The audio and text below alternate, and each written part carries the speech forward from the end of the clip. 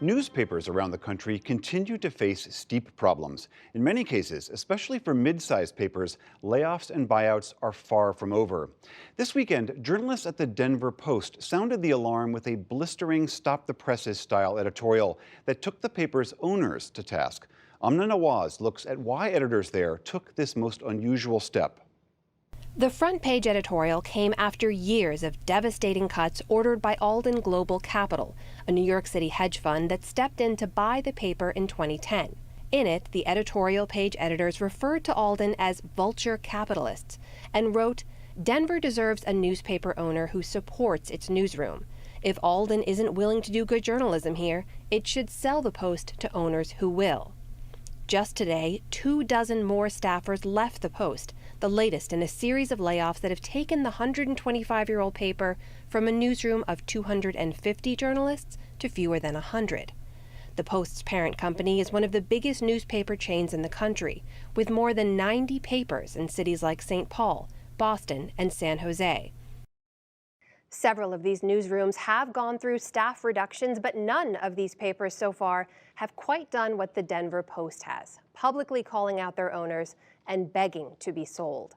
Joining me now, Chuck Plunkett, editorial page editor of the Denver Post, who co-wrote the editorial.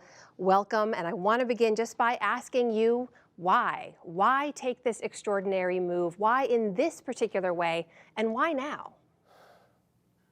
Well, you know, and thanks for having me. Newspapers have a proud tradition of calling out the powerful, being the voice for the voiceless.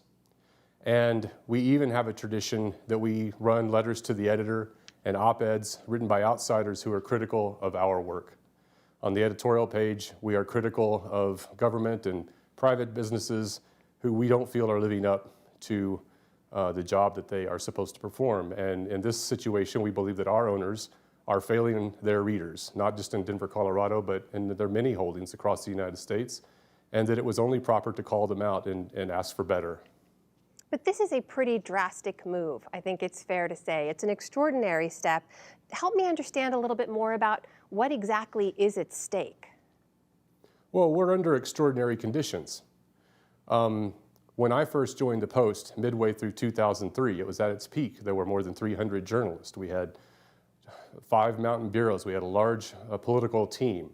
And over the years, that has downsized. Some of that's because of market forces, which I totally understand. But we have seen that cities that are our size and larger or smaller, our size or smaller population, have newsrooms that are much larger than the Denver Post. Even when we were at where we are presently today, which is just under 100, these cuts when they're completed, will be down closer to 60. And that seems like the death knell. That seems like the final cut. And it was either stand up now and ask that things change and take a stand for the community and take a stand for journalism and what we should be doing as a newspaper, or facing the prospect of writing our own obituary in a few years, maybe as few as 3. What do you feel would be lost if the Denver Post were not allowed to continue to thrive with the staff you think it needs? It's a great question. You know, a paper of record like the Denver Post, the biggest newsroom in a state, should be seen as a public institution. It is the kind of entity that has a unique position that, because of its reporting ability and because of its editorial ability, are able to call balls and strikes, who are able to help keep things on a level playing field and help monitor a situation so that a city and a community and a state and a region can enjoy and become what they're capable of, so they can meet their potential. And if you don't have a strong journalistic team trying to meet those goals, so much is lost it's incalculable. So what would you like to see from your parent company now? What would you like to see them either say or do? How can the Denver Post be saved? It would be great if they would invest in the newsroom again. We lost our publisher earlier this year. Has not been replaced with someone who spends time day in and day out in the Denver community.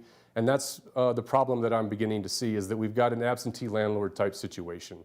What if Alden and Digital First Media want to reinvest and prop up that piece of the business, then that would be great.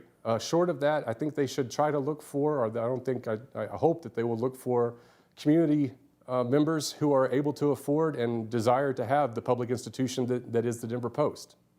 Do you believe it can be saved?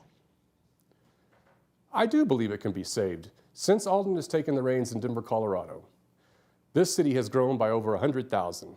The city limits in Denver alone is 700,000. We're in a metro area of more than 3 million.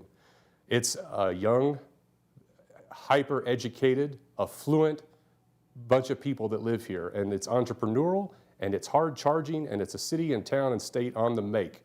We've got Amazon's considering putting its second headquarters here. We're considering a bid for the Winter Olympics, and on and on. And I cannot imagine, with the energy that's here, with the people here, the potential readership that you have here, that if you have a really quality newsroom putting out good news, good journalism day after day, that you won't have a market for that. Chuck Plunkett of the Denver Post, thanks for your time. Thank you so much for having me.